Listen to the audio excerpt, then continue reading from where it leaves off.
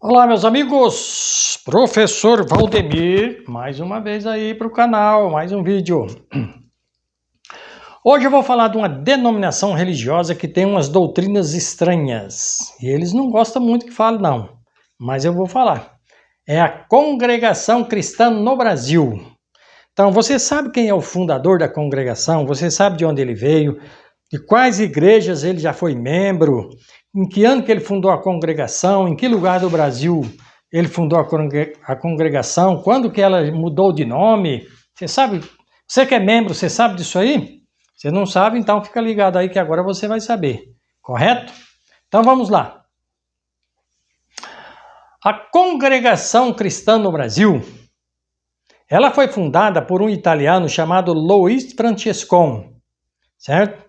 Ele era de uma colônia italiana nos Estados Unidos e, primeiramente, ele pertenceu a um grupo valdense semi-calvinista.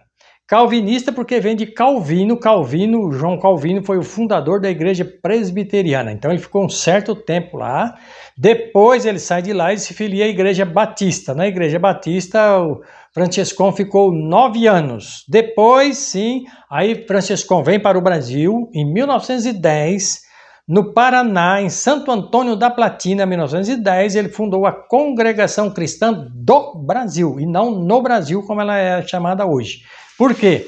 Então ela teve que mudar o nome, Congregação Cristã do Brasil. Brasil, país, não tem denominação religiosa.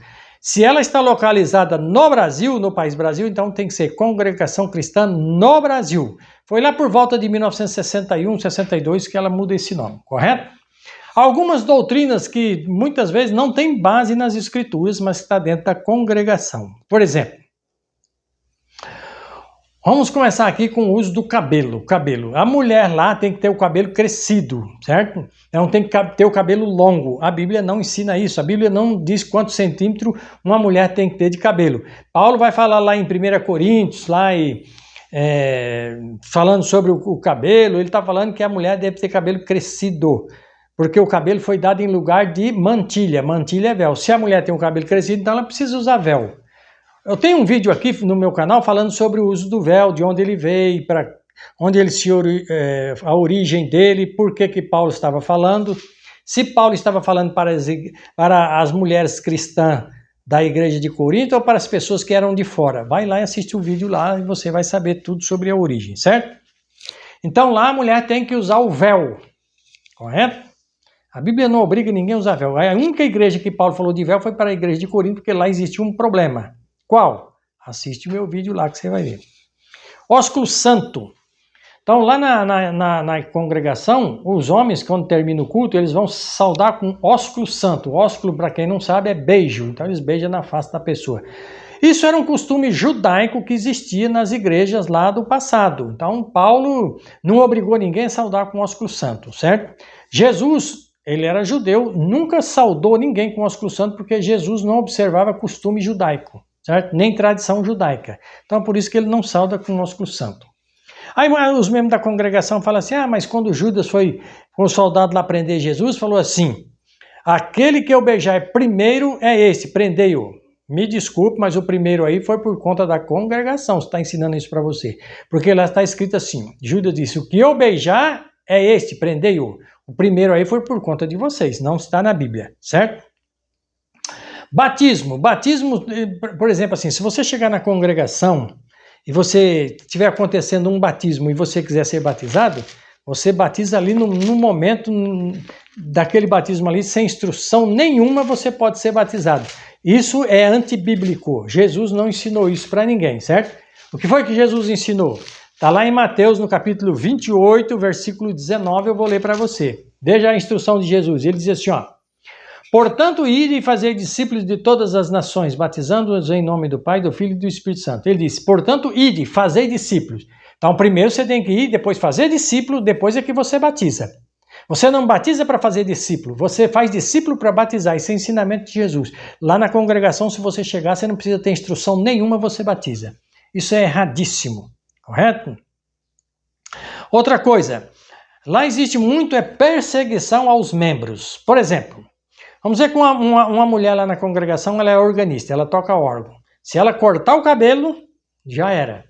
Você está punida, você não pode mais tocar órgão, você vai ter que sentar lá atrás, no banco de trás, e fica lá, certo? Até o seu cabelo crescer, depois se eles quiserem colocar você como membro novamente, aí é outra história. Mas fazendo isso, você será punida. Outra coisa também, se você começar a ler a Bíblia lá dentro, na hora do culto, você abrir a Bíblia e começar a ler, você vai ser chamado a atenção, porque não pode.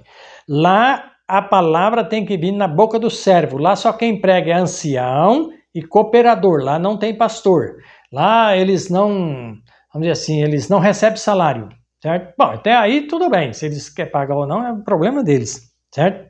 Então veja bem, lá também eles não cobram dízimo, lá é oferta, então veja bem. Só que esse negócio de oferta é um meio do cara arrecadar mais dinheiro do que se fosse o dízimo. Vou dar um exemplo. Vamos dizer que você pertence a uma igreja aí e ela não cobra dízimo. Tá? Tem várias igrejas que não cobram dízimo, não é só a congregação não. Testemunha de Jeová mesmo não cobra dízimo. E tem outras por aí. Então veja bem, vamos supor que você recebeu R$100. Se você fosse devolver o dízimo, era 10%. 10% de 100 é 10. Então você vai dar R$10. Vamos supor que você vai dar mais 5% de oferta. 5% vai dar R$5. Então ao todo daria 15. Não, mas você não devolve dinheiro, vai devolver a oferta. Você acaba devolvendo mais, porque a pessoa chega para você, o irmão vai doar quanto aí para a obra? Eu vou doar R$20. Você já doou mais do que 10%, mais do que 5% de oferta. Então é um meio que eles usam para arrecadar mais. Talvez você não saiba disso, correto? Adultério. Se uma mulher adulterar lá na congregação, ela perde o cargo. Vamos supor que ela é organista lá, ela vai perder esse cargo, ela vai sentar no último banco lá atrás, certo? Ninguém não cumprimenta mais ela não pode participar mais de nada, não pode pedir um hino, não pode dar um testemunho, nada, acabou. Eu pergunto, isso é bíblico? Não, isso aí é antibíblico. Por quê? Porque eles falam que adultério é o pecado que não tem perdão. Isso não é verdade. O único pecado que não tem perdão na Bíblia é a blasfêmia contra o Espírito Santo. Isso está na Bíblia. Correto? No Evangelho de João, no capítulo 8, foi apanhada uma mulher em ato de adultério e levaram essa mulher para que ela fosse apedrejada. Então encheram as mãos de pedra e foram lá. E aí falaram para Jesus que elas tinham que ser apedrejadas. Jesus falou para aqueles homens, quem não tiver pecado que atire a primeira pedra. Todos eles soltaram as pedras ali e foram embora. Jesus olhou para a mulher e disse o seguinte, mulher, onde estão os teus acusadores? Ninguém te condenou? Ela disse, não.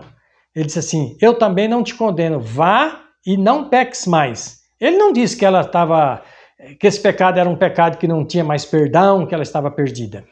Isso aí é invenção de doutrinas da congregação. Falar que uma pessoa não tem mais salvação, adultério é um pecado que não tem salvação. Isso aí eles inventaram isso aí, certo? Então, como eu disse, lá você não pode estudar a Bíblia, porque se você estudar a Bíblia, você vai ser punido, porque tem que receber a palavra direto da boca do servo. Correto?